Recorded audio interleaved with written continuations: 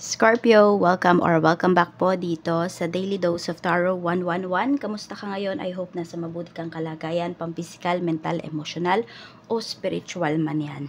Ang video po natin na ito ay para lamang sa mga may malawak na kaisipan, kaya po tandaan na hindi po lahat sa inyo ay makaka-resonate or makaka-relate dito sa ating video. At kung bago lamang po kayo dito sa ating channel, please don't forget to subscribe and hit the bell button para lagi po kayong updated every time na meron po tayong uploads.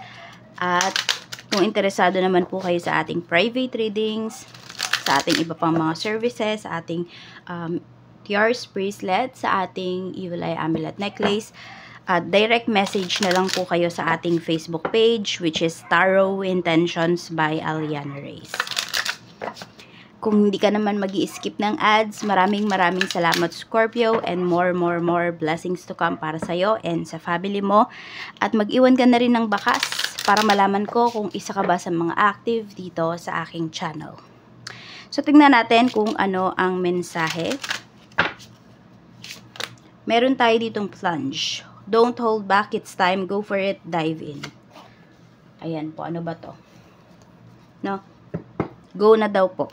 I-go nyo na, push nyo na kung ano man itong mga gusto ninyong gawin, ano man itong mga hino-hold back po ninyo in terms of your career, in terms of your business, sa love life, ayan po. Mag-ano na kayo dito, parang sumugal na kayo, yan. Mag-effort na kayo, gawin nyo na yung gusto po ninyo. Parang sinasabi nga dito, wala nang makakahadlang sa'yo. Some of you naman, pwedeng wala namang tumututol sa mga gawain ninyo . Kung hindi po, ang sabihin natin, ang nagiging hadlang lang is yung mga iniisip po ninyo. Kasi pwedeng mga negatives yung naiisip ng iba sa inyo towards dun sa isang bagay na gagawin niyo, kaya hindi siya natutuloy. Pero minsan yung iba sa inyo, ang iniisip niyo na kung may nag-i-evil eye sa akin, minsan po walang ganon. Okay, sarili nyo lang yung parang sarili nyo lang yung nag-i-evil eye sa inyo. Kasi kayo yung mas nakakaisip ng negative. Oo. Looks like, pinanghihinaan po kayo ng loob. We have Door of Sovereignty. Self-determination, liberty, freedom, free will, release. Ayan po. So, you have the freedom naman daw po na gawin kung ano yung gusto po ninyo.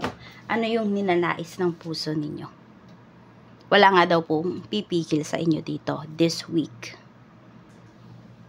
Check naman po natin in terms of your love life. Kamusta, Scorpio? So, we have push and pull and we have rock bottom. So, meron po dito nagdadalawang isip. Ayan. So, pwedeng may nagdadalawang isip ditong mag-reach out sa'yo. Kasi, pwedeng yung tao na yun, nahihiya yun sa'yo. Kasi, pwedeng wala po yung mahaharap sa'yo. Ibig bang sabihin, mas angat ka kasi dito sa taong to. Kaya nahihirapan siyang i-approach ka. Ganon. Feeling niya, hindi kayo magka-level. We have wait a little longer. The God of love hasn't awakened yet. So be patient and wait a little longer. So kung ano man yung pagdadalawang isip ng taong to, maaring sa mga susunod na linggo, buwan, mabubuo din yung decision niya. Okay? At kung ano man po yung mga napag-usapan po ninyo, ayan, pwedeng magkaroon na po yan ng action. So, kung sino man yung nagdadalawang isip dito, sino man yung namomroblema pagdating dito sa inyong relationship, ayan po, mas magkakaroon na to ng a concrete plan, yung person mo. Kung meron man siyang mga kailangang ayusin about sa mga legal issues na yan, sa mga papers niya, kung may kaso man siya, ayan po. Aayusin niya na po yan. Pero sinasabi kasi niya dito, sana mahintay mo pa siya. Kaya siya nagdadalawang isip. Kung ipopursue ka ba niya, kung babalik ba siya sa life mo. Kasi nga sabi ko kasi, wala kasi siyang maihaharap sa'yo ngayon. Nagsi-self-pity yung tao na to. Ang dami kasing mga nangyaring hindi maganda sa life niya. Na feeling niya, ma-judge mo talaga siya pag lumapit siya sa'yo. Pag in-approach ka niya. Natatakot siya sa magiging reaction mo. So, in terms of money, career, and business, tignan po natin ang energy. Scorpio, let's see. Money, career, business. We have helper. Sabi dito, think before you offer help and set healthy time boundaries. Totoo to. Kasi 'di ba karamihan nga ngayon ng tumutulong, sila pa yung nagiging masama. So, Scorpio, kung ikaw yung tipo ng tao na hindi ka makatiis, na hindi tumulong kapag sa ibang tao, mag-set ka daw dito ng healthy boundaries, okay? Hindi porket tumulong ka isang beses, iisipin na agad ng mga tao na every time na meron silang problema, ay nandyan ka. Okay, so, dapat ipaalam mo sa kanila na yes, tutulungan ka nila ngayon, pero the next time, di ba, dapat alam na nila yung gagawin nila in terms of their finances. Or kung meron man silang kakulangan pagdating sa kanilang kaperahan, ay, di ba, dapat sila yung gumawa nung kapupunan nung pagkukulang na yun pagdating sa kanilang kaperahan. Look into jobs like cashier, sales, or call center roles where you can assist others. Ayan po. So, yung iba po sa inyo, ayan, pwedeng dito kayo nalilinya. Dito sa ganito pong trabaho. Sa sales, some of you, pwedeng sa cashier kayo or call center nga daw po. Make sure your goals align with your own desires, not others. So, di ba, ito nga, may freedom nga daw po kayo. Yung mga gusto nyong gawin, gawin nyo na daw po. Huwag kayong babase dahil ito yung gusto ng magulang mo, ito yung gusto ng kapatid mo, siya yung nagpapaaral sa'yo, etc. Susundin mo kung ano yung gusto niya. And meron dito, talagang pinagbigyan nyo po. No, kung ano yung gusto ng parents nyo, ano yung gusto ng, sabi natin, ng kapatid mo, pinagbigyan mo yon. But this time, ayan po, some of you, kung kayo ay nakalaihan na feeling mo nakabalik ka na, nakapagbalik ka na, nakapagsukli ka na, okay, follow mo naman yung gusto mo dito. Sabi nga, sundin mo daw yung heart desire mo kasi mas dun ka magiging maunlad kesa yung lagi kang sumusunod sa ibang tao. Tignan natin, ayan, energy ng money mo. We have 5 of Swords. Ayan, mag-iingat ka talaga dito ha. Kasi may mga tao na ang sasakit ng mga sinasabi sa iyo na underestimate ka. Meron dito, sabihin natin, kung ikaw man yung tipong tao na nangangailangan ngayon, Scorpio, maaaring may nilapitan ka dito at paaasahin ka. Ayan po. Parang ang dami pang nire-request sa'yo. Which is, pwedeng yung mga nire-request sa'yo, sabihin natin, hindi naman yan mabigat sa kalooban mo, gagawin mo talaga. Kaya lang kasi pwedeng maisip mo or talagang paaasahin ka rito. Kaya mag-iingat ka po. And also, someone is cheating about money here. So, pwedeng may na-receive na pera yung isang tao pero hindi niya sasabihin sa'yo.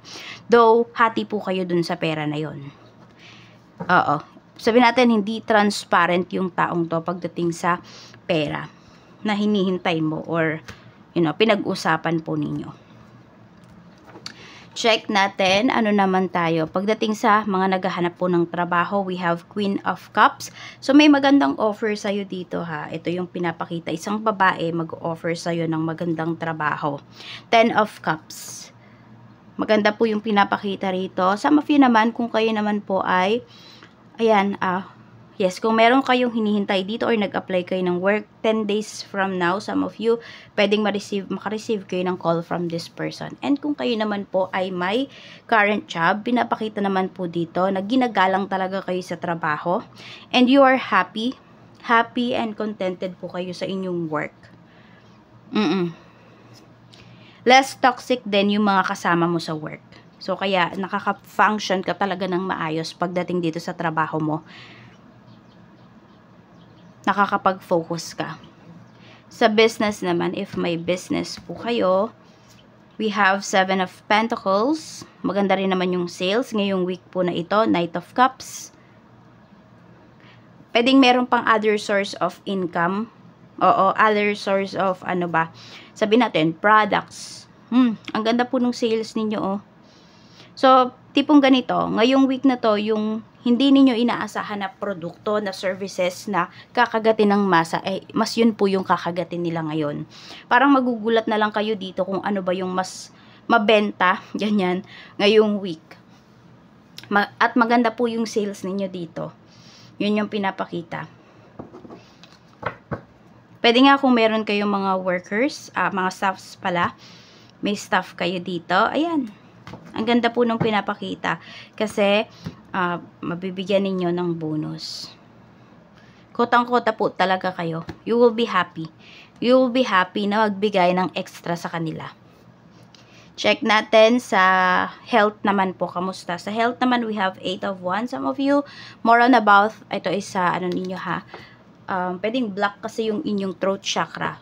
So, ang kulay niyan is blue. Magsuot kayo ng mga blue color na damit. Throat chakra po ninyo ang unbalance or black siya.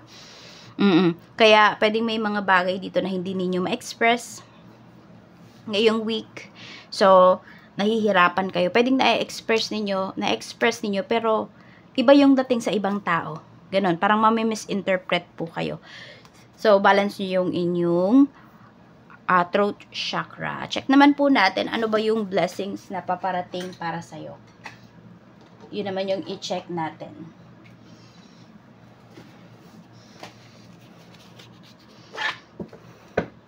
Blessings po na paparating. Scorpio, Sun, Moon, Rising, and Venus. We have car. Pwedeng meron dito, more travels. Pinapakita sa inyo. Pwede rin, marirelease na yung driver's license ninyo. Meron din naman po, pwedeng bibili kayo ng bagong sasakyan. We have key. May more on, merong bibili dito ng bagong sasakyan. Or kung na-impound man yung inyong sasakyan, ayan po, makukuha nyo na.